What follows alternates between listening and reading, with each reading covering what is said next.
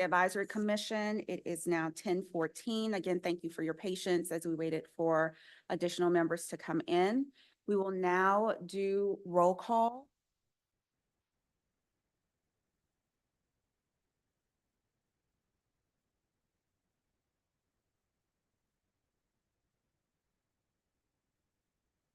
Janae Butler, Here. Andromeda Cartwright, absent. Preston Castile, absent. Dr. Jenna Chasson, absent. Dr. Susanna Craig, absent. Proxy Melissa Anders, Present. Dr. Margaret Mary Sulentic Dowell, absent. Michael Falk, absent. Representative Jason Hughes, absent. Mary Beth Hughes, absent. Dejanay Clark Jackson, Here. Christine Lyons, Deshae Oaks, absent. Ryan Roberts, Here. Carolyn Romer, absent. We do not have a quorum. Thank you. And so a meeting without a quorum of the membership present does not constitute a meeting in which business can be conducted and motions will not be recorded. However, the LDOE will present the information outlined on the agenda for discussion among the members present, and public comment will be accepted. Before we jump into that, I'd like to welcome our new member, Kristen Lyons, who is the teacher selected for the Louisiana Federation of Teachers. So thank you for your presence here, as well as Ryan Roberts. Thank you for your time and dedication to attend our meetings. And we're excited to have you all. And as stated, we won't take any motions. Our next agenda item was for to recognize the minutes. And so we will defer that to the next meeting with a quorum. So we will not need approval of the minutes, but we will have, again, the presentations from the department. And this will be for information and discussion purposes only.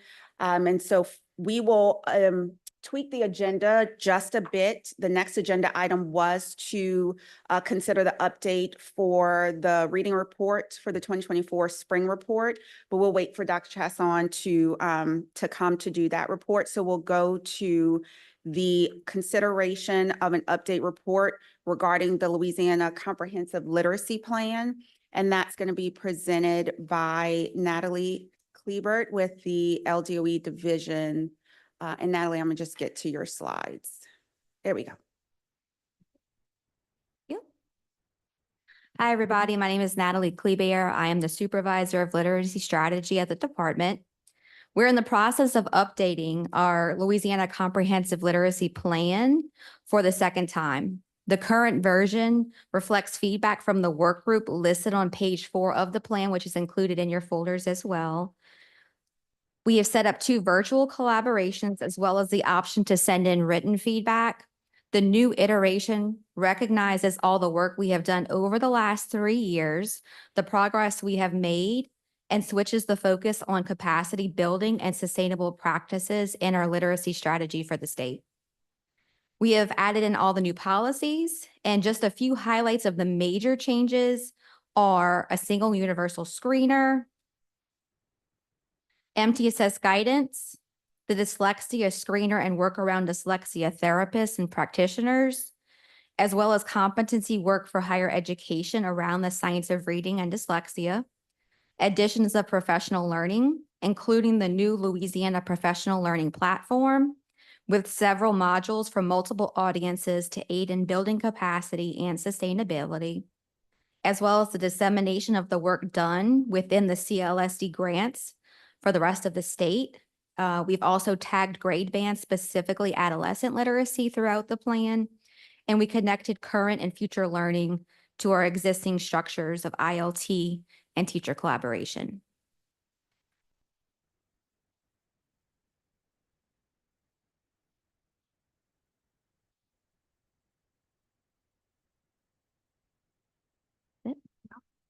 That was quick. Thank you.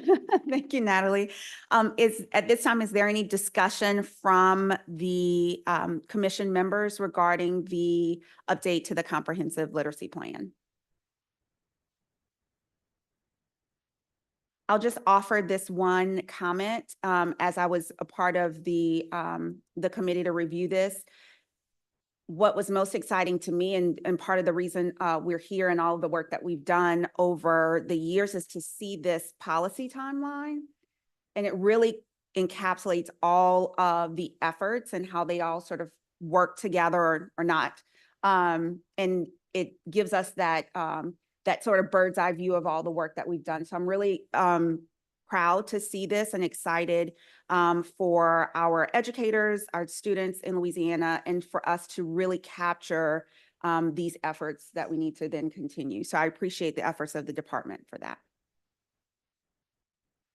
At this time, is there any public comment on this agenda item?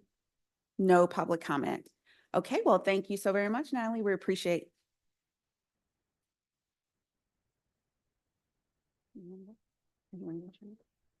All right, so next up, we will go on to the following agenda item, which is the consideration of an update report regarding Act 422, which is a third grade retention guidance.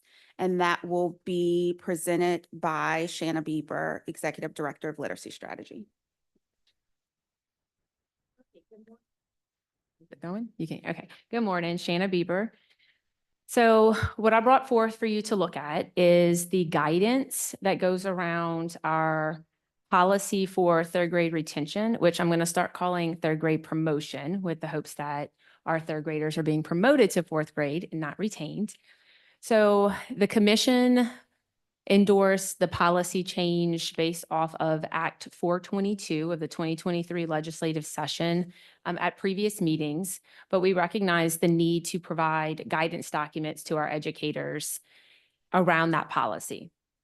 And so before you in your folders, you'll see the guidance document that was created that came from a large amount of feedback from the field. I've sent this out to multiple school system leaders for their interpretation and their questions. We also provided this guidance at our Teacher Leader Summit at 2 of our sessions around literacy policy for feedback and questions. And so this is where we have, this is the final minus some parent links that are in there because we're creating some flyers and parent letters. But if you remember, third grade retention piece ensures that all of our third graders in our public schools are proficient in their literacy development by the end of third grade. And so what it requires is that students score above the well below on the literacy screener in order to be promoted to fourth grade. So in this guidance document, you'll see a little bit of the description of the policy along with some information around the assessment. It is based off of the composite score, as well as the timeline at the bottom of page 1 that ensures that children are given 3 opportunities to score above well below. The second page, which was what our field educators were most excited about, was the decision-making flow chart. So it explains the process that third graders will go through to determine before determination if they are promoted or retained. On the next page, which I'm now seeing, I'm going to add page numbers. I'm making my own recommendation here. So on page 3, that is the good cause exemptions that are written in policy. And we still have some questions around just the wording of the policy and what exactly that meant. So in order to support that, on the next page are just some very general questions that align to the policy. So if I am a regular education student, what is the question that I have to ask myself to determine if they qualify for that good cause exemption? If I am a student with an IEP or 504 plan, if I am an English learner, or if I am a student with dyslexia. And so it simplifies that policy into some very friendly terms and to ask the questions if the student would qualify for a good cause exemption. We do have a little section on the dyslexia screening that's required for all students who are retained. This will also be built out a little more with links as those links are provided. There were some questions around if this policy outweighed some of the other policies, such as like excessive absences or any local policies. And so we've added a section on the excessive absences. And then also going back to the flow chart, just making it clear that that flow chart is, as far as students being retained or promoted, is only based off of that particular policy. There are other local pupil progression policies that must need to be followed, such as grades and absences. And then we also will have a section around family communication. We need to ensure that our families are aware of this policy at the beginning of the school year. So we are in current development of a family information letter that we will ask all schools to have parents sign off on at the beginning of the school year, as well as a promotion flyer so they understand what this policy means. And that has links to our family resources that we have on our literacy library. And then the last piece is just some teacher resources that can be used as we continue to provide interventions and extensions for all of our students. Awesome. Thank you, Shanna. We'll now have discussion points or any comments from the commission members at this time.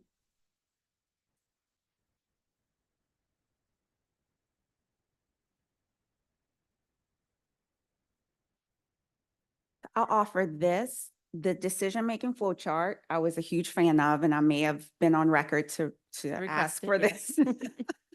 And while I appreciate it, I would make a recommendation to have a more clear flow to the flow chart. So if maybe we can go through the scenarios, because as I'm looking through it, deciding, am I going left? Am I going right? Am I going up or down? You know, some arrows or, again, we wanted to, the intention was to create this as guidance for effective and quick decision-making. And that's the only thing I could see people getting caught up in. But I love the sort of scenarios that are provided, much like when you're doing testing and to decide the accommodations for that, so that it lends itself to that. And so I appreciate the efforts around those questions and sort of getting ahead of how do I make the decision and determine which direction to go in.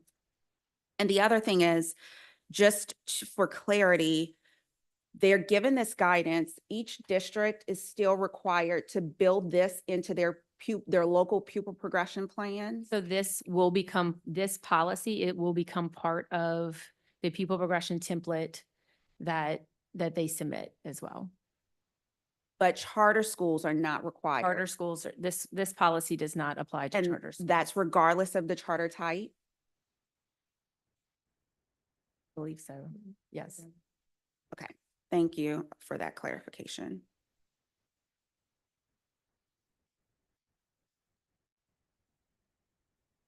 Is there any public comment on this item? Thank you. No public comment. So with that, we'll say thank you for your presentation and information. Okay, we will go back to the first agenda item, which is the consideration of an update report regarding the 2024 spring reading report with Dr. Chasson. Thank you, Dejanay.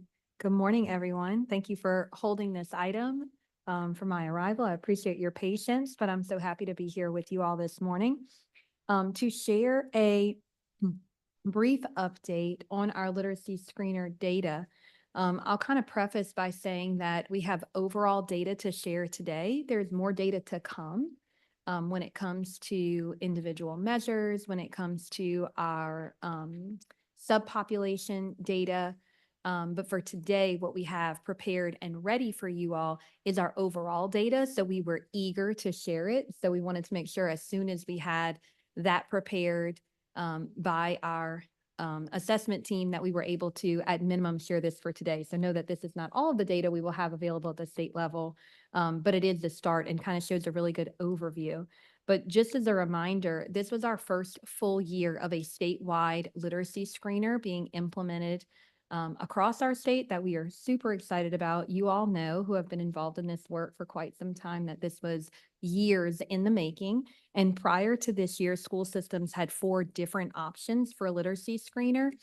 And although they would complete that screener, they would report back to us at the state level only a single measure.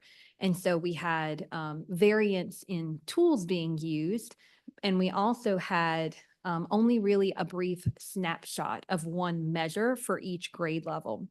It was also manually reported, so there was lots of room, for human error when it came to that data collection and roll-up process being submitted to us at the state level.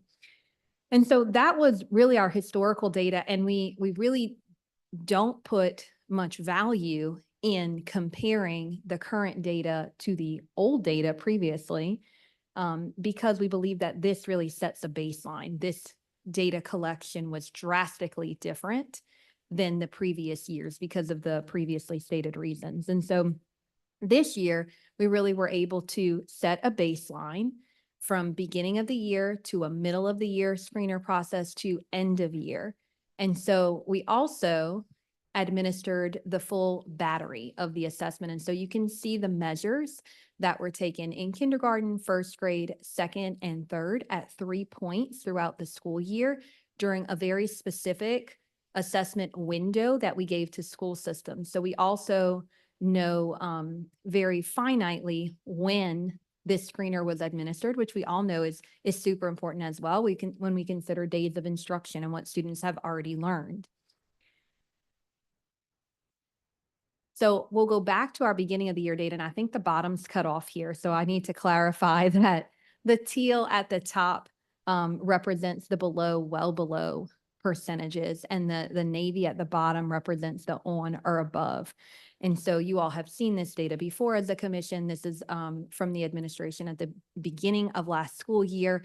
And if you all remember, we noted that our kindergartners were coming in especially low to last school year.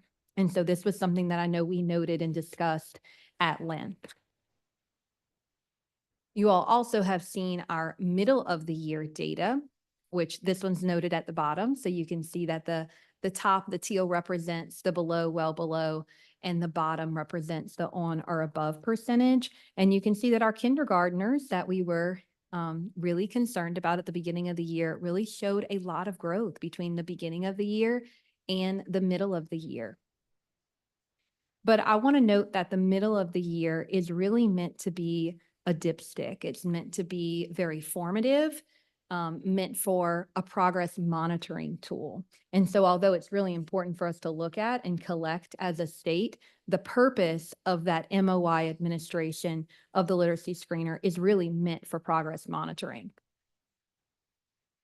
The end of year literacy assessment this year, for the first time ever, was what is considered a secure test administration.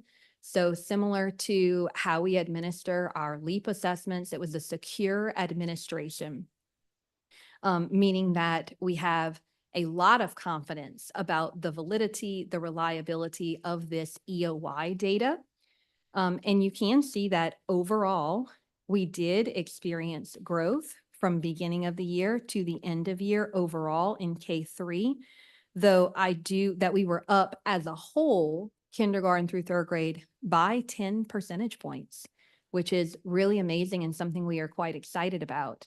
I do want to note, and I'm sure you all are seeing as you look back and forth between BOY and EOY, that the majority of that growth comes from our kindergarten and first graders.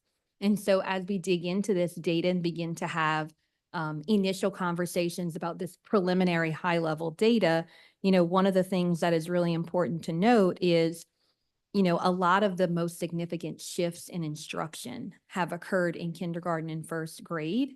And not only that, these students have been particularly impacted by the literacy improvements. And so they've spent less time in school. And we have made a lot of those shifts over the last 2 years as they have been sitting in those classrooms. And so they have obviously greatly benefited from the literacy improvement work the most, more than any other grade level at this point, is what this data is showing us. When we note the second and third grade, we did not see the huge significant jumps from BOI to EOI.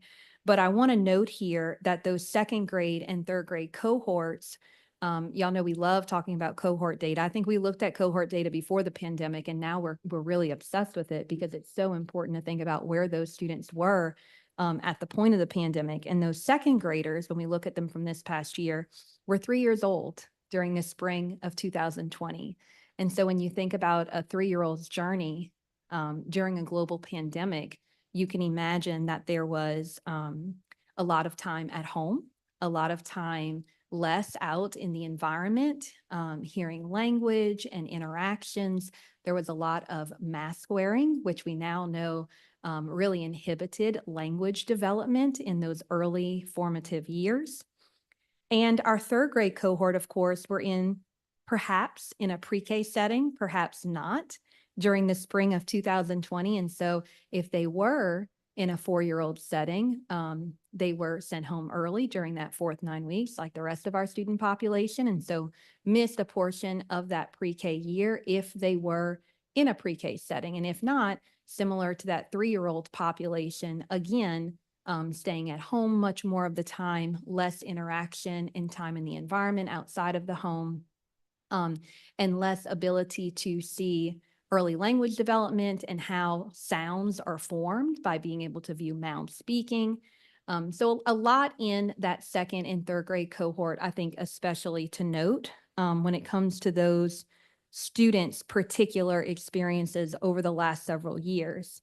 And I think another really important thing to note as we look at this data and we think about each particular cohort, and we really sit back and analyze the growth from beginning of year to middle of year to end of year, is the fact that the benchmark cut scores change over time. So just for that on and above level data to even stay stagnant means that children are growing. This is not administered like a pre-post where everything stays the same. And so you expect the pre-test to be very low and you expect the post-test to be very high. That is not how a literacy screener is administered or scored. And so it is scored with changing cut scores. And so for that on and above level to even stay stagnant means that that population of students were growing over the year. And so you see the cut scores. This is just a sample of a single measure, but you can see how they increase. So for example, if you look at third grade, while a student only needs to read 73 words per minute to be considered proficient on oral word fluency, that same child needs to read 105 words per minute by the middle of the year to still be considered at that same level, and 114 words per minute at the end of the year to be considered proficient. So when we see our students maintain proficiency, it signals that they are continuing to progress and grow to even remain at that level. So I think that's really important to note as well. Another thing that we've had a lot of conversations about internally is the expectation for growth between beginning of year and middle of year. That does, when you look at our assessment calendar, when you think about days of instruction in a school year, beginning of year to middle of year, if you see there is a bigger jump in expectation than from middle of year to end of year. And it does represent more time in the classroom than middle of year to end of year, depending on when in that assessment window individual schools are choosing to administer the screener.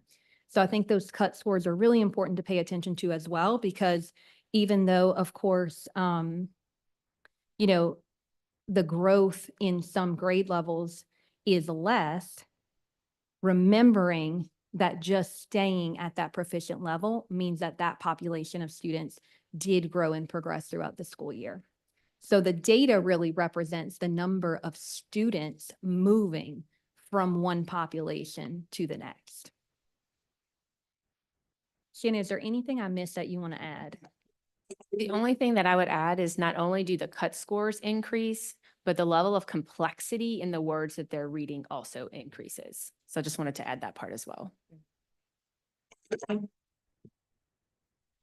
So with that, Chairwoman, that completes my presentation. We are happy to answer any questions and engage in any discussion. And thank you for that. We will offer it to the commission members for any comments or discussion.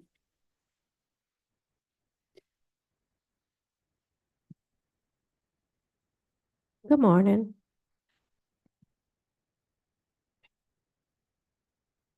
I was wondering if there had been any consideration into moving into a more individualized effort for students for DIBELS in regards to, so all children are expected to reach on or above, but is it a possibility that you can just make it individualized for each student? Because we have over 60% of kids who are ESL students. So it's not always possible that you're gonna see that big of a jump, especially if they're well below beginning of the year. So is it a possibility that you can maybe individualize it so that if you start at well below, well, you're still doing well if you reached below, or if you started at below and you went to at, then that's some growth. And then we've tried to celebrate successes, even though those children haven't gone to on or above. We still try to, acknowledge that they did grow in individual measures, because sometimes the composite isn't going to look well. But if you look at it individually, you can see that they've grown from beginning to end of year. Yes, absolutely. So here you just see a statewide, our statewide data, but all the way down to the teacher level, they can look at each individual student broken down by all those different measures that make up the composite as well.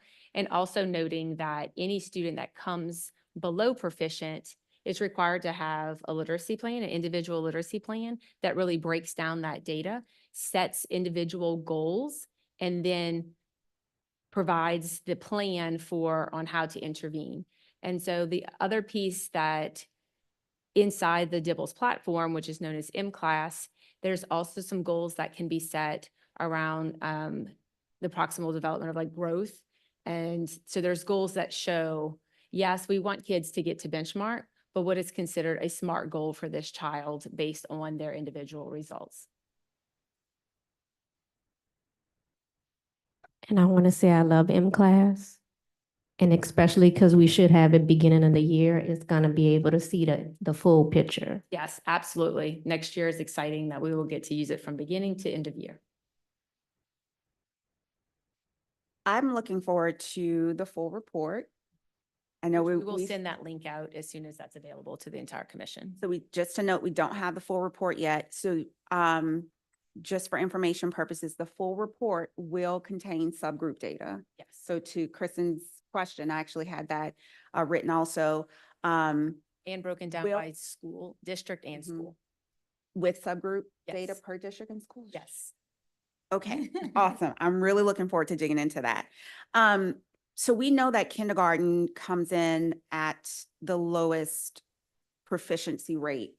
Do we have a plan for that kindergarten entry? Like, how are we addressing that? We know this is, we've expanded the commission's reach in terms of addressing both before and after that K-3 point. How are we addressing that before kindergarten? Because to your report early, Dr. Chasson, where these students were and where they're coming from is likely contributing to how that kindergarten entry data looks. How much they grew. They did, right, because they had a great growth spurt. So we have a couple things in the works. So we working like the literacy team will be working with the early childhood strategy team to talk about building quality seats for those students who are in our programs, our pre-K-4 programs, or our birth through 4 programs. But then also we are working on some family resources to get out there. So somewhat of a campaign around kindergarten readiness. And so we are piloting some kits, but then also knowing kits that include books and materials and activities can also be, can get expensive, but also bringing in families around how to support their development, their literacy development of their children, but then also family activities that we'll be pushing out through social media, additional resources, and then supports for even those entering kindergartners, which we can bring some of these ideas to the next commission if you're interested in seeing these materials, where even for the kids who are entering kindergarten, as a parent of a kindergartner, what are the activities that I can be doing at home that also supports the literacy development? And we have something we're calling Soaring with Percy, and Percy is a little pelican, and that will actually go through fourth grade, and they're aligned to these measures as well. But we can definitely bring some samples. Those are all in draft form right now, but we'll have those ready by next commission. So we could definitely bring that up to the And next commission. Of course, I love to see the family focus, which is the last comment I had, and I'll circle back to something you said. This is all very important, and you explained it beautifully to us in terms of how, especially with this cut score, like how that works and how that needle moves, and it's not the same number each time. I'm hoping to see that family education piece. How are we informing parents in the same way that we just informed the commission and viewers that this is what it looks like and this is what it means? How, I'm wondering how that translates down to the school level and how the school is communicating that. If there's, I know there's guidance in the promotion guidance, but then where does that guidance live just generally? And I believe y'all are working. And that's what our Soaring with Percy, that's our project that we're hoping to help meet that need. Yeah, not only the activities that they can do at home, but But an explanation understanding. of those measures. Because not all, there are reports that the companies provide, but it doesn't always, it's not always in a parent-friendly, digestible way. You mentioned sending the kids home and helping families and sort of promoting that learn at home. We know we're seeing this data and these increases because of teacher advocacy and how we've empowered our teachers and we've equipped them. What's the plan for that in the kindergarten, pre-kinder space? And I think you said to do high quality quality seats, right? And so is that educator training? Are we going to support educators in pre-K, early childhood as we have in the K-3 classrooms? Yes, and that's part of the strategy that we're currently working on with the early childhood team. But I think that could be another good topic we bring to a Next future week, yeah. commission meeting as well.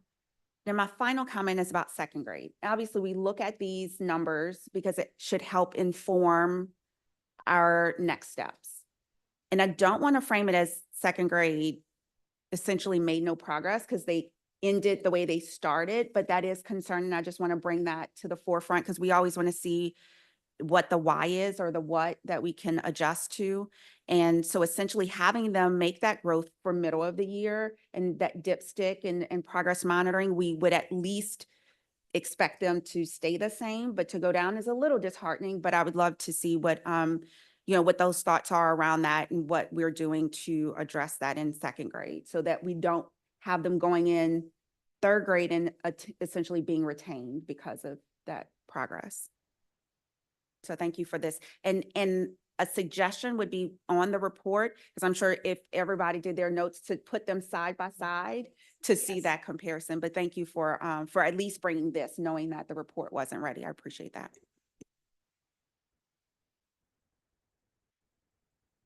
Is there any public comment related to this agenda item? No public comment. Awesome. Thank you. Okay, with that said, we are at the end of our agenda. And again, we have no quorum, so we don't need to make the motion. But I would like to bring to your attention the next commission meeting. Save it on your calendars. The next commission meeting is Monday, September 30th at 10 a.m. And it's in this same room. So we hope to see everyone there. And if there are no further comments or presentations, meeting's done. Can't say meeting adjourned. Meeting adjourned. Thank you, guys.